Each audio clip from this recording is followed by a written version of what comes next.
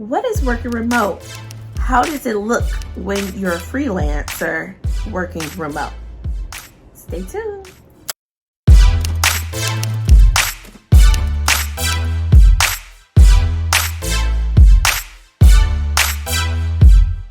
Hi guys, welcome back to my channel.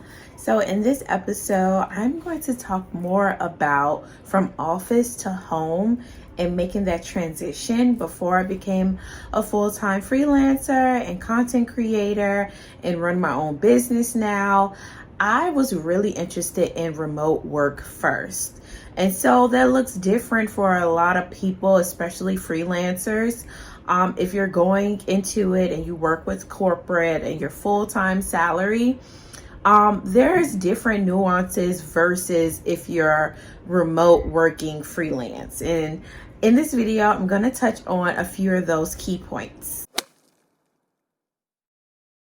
So what I'm going to explain first is what remote work is, and it looks different for the different positions that they have remotely. What I feel like is true remote working, and that's pretty much working in your own in-home office and really cultivating your own schedule. And to me, that is really important, especially as a copywriter. You want that autonomy where you can spend your time wisely on different projects as you please. And you can go and seek out inspiration without someone clocking your every move. And that is very, very important. I want people to advocate for their time. Their time is very precious. Can you imagine someone paying you by the hour, but they want to know everything that you're doing within that time span? That's why for project-based, it really needs to be a lump sum versus hourly. And that'll be a completely different video where I can talk more about the different pricing that you need to negotiate and the different contracts that you sign and what's inside of it.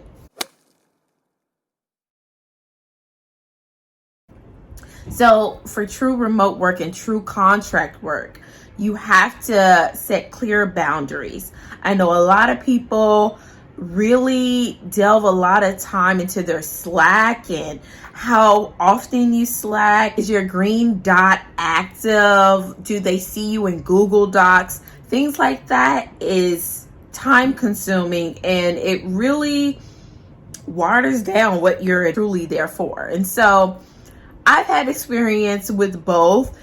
Before I transitioned all the way into freelance, I still worked for corporate remotely, and they really spent a lot of time on Slack. They wanted you to Slack about everything. So if they say they work by Slack, Zoom, stuff like that, just ask them, how often do you guys meet? Recently got connected with a company where they had 9 meetings a week. And as a freelancer, they wanted me to sit in on all of them just to get up to date on what their company was about and how things work, things like that. But it was 2 or 3 meetings a day. Can you imagine? But it was fully remote. The pay was good too, but sometimes you really have to decide, is this truly work-life balance? What did I truly get into working remotely for? What did I truly get into working freelance for? And it's to have autonomy. Clear as that. I want to be able to go off and go to Starbucks if I want to. I want to be able to play with my daughter if I want to, in between clients, in between projects, in between writing, if I please. And so that to me is truly working remote and truly being a freelancer as well. So corporate can really muddy the lines with that. If you're working freelance and you own your own business too, never accept any equipment from a client. Just as a fair warning, do not accept any computers. Do not accept any monitors, things like that, because it is slowly making you an employee. And that's what you don't want. you are a true contract freelancer, and just stick to it. Make sure the contract is actually in your company name versus your own name. Things like that matter, and they will treat you differently versus how you set it up in the beginning. So fair warning on that. When you're working remotely, you will have those meetings where you will want to, show your face, just to show there is a face to your business, there is a face to your work. So I would dress the part if you can, and just make sure your camera is probably chest and above. Blurred backgrounds are okay. I wouldn't have too much going on in your background, like people walking. If you feel like people are going to be in the mix, don't turn your camera on. Just don't do it. So as a freelancer, this is a great question. Should you always be available for video calls? I would say set your own schedule if you can. Let them know you're available for 2 meetings a week, including video. If they try to come and set their own tone, things like that, then they're looking at you as an employee, and that's just how it is. And sometimes those are the best paying clients, and you just have to still be your own advocate and let them know, hey, I have other clients, and you've already set that tone. Let them know, hey, I'm only available for this meeting, that meeting, and this meeting. And for me, when you're working remotely in your own home, that is your private home. So that's where the lines are a little bit blurred, and you really have to show people and let people know they can't cross certain boundaries with you. So if someone is emailing you a link without an explanation, or slacking you a link without an explanation, do not click that link. Do not, because nobody set up a formal meeting for this video. Nobody asked you what you're currently working on or if you're available. So if somebody wants to meet with you and they want to work through a project or something or an assignment with you, they have to take that time and give you that respect to go ahead and set a scheduled time to meet. So this is a good question. What are your personal rights, and what boundaries should you set? So your personal rights, which I am not a legal advisor or anything, but I did do my research, and what I found, I'm going to put right here, and you can pause it to read it yourself. Pretty much companies are not legally able to make you turn on your video, show your face during calls, things like that. You have to be able to advocate for yourself, and if you feel uncomfortable or if you feel pressured to always show your face during these phone calls, you can set up a meeting with HR to let them know what is going on with you, why you cannot do that.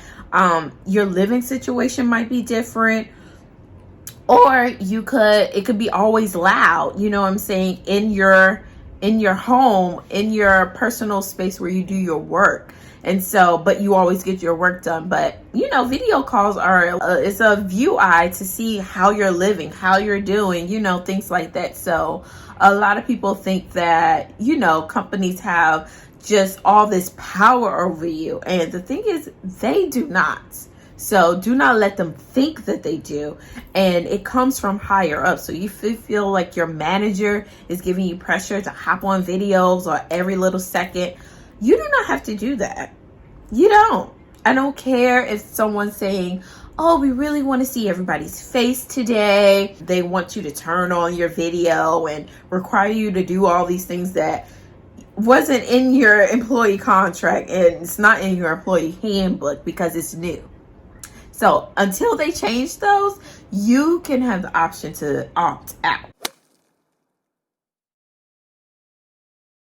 When I think of remote boundaries, I think of why I got into remote working and freelance in the beginnings, because I want flexibility.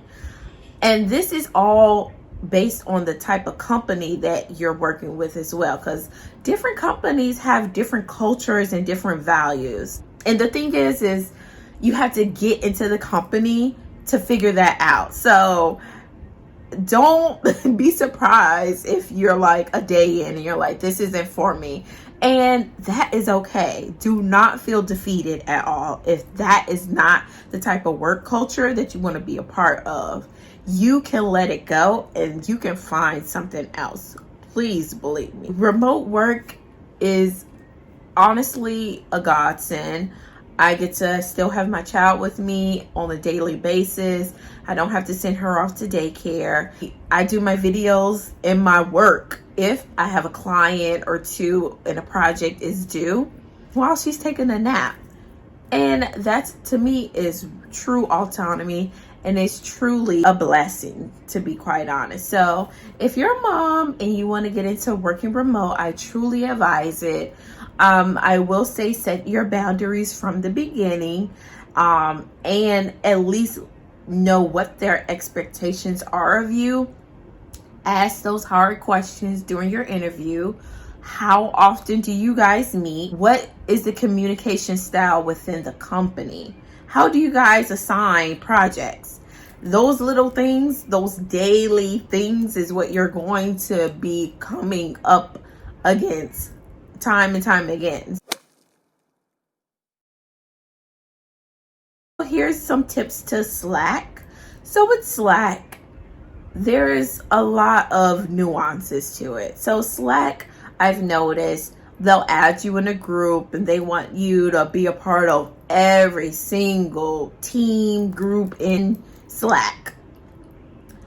What I found is I turn off my notifications because I have it hooked up to my phone, because I'm not about to be sitting at a computer looking at the chat Slack 24/7 if I got something else to do. So I automatically hook it up to my phone, and that way you can respond to anything if it's urgent. That's another thing. They feel like everything is urgent when you have Slack because they have access to you from 9 to 5. You have to set your boundaries with that too. Don't always respond so immediately to Slacks, because they will expect that time and time again, every time. So you have to make sure that you set the boundaries from the beginning and keep consistent. So if you guys have any more questions about working remotely, especially as a freelancer, you can always comment down below and I will make sure to answer them. Until next time, guys. Bye.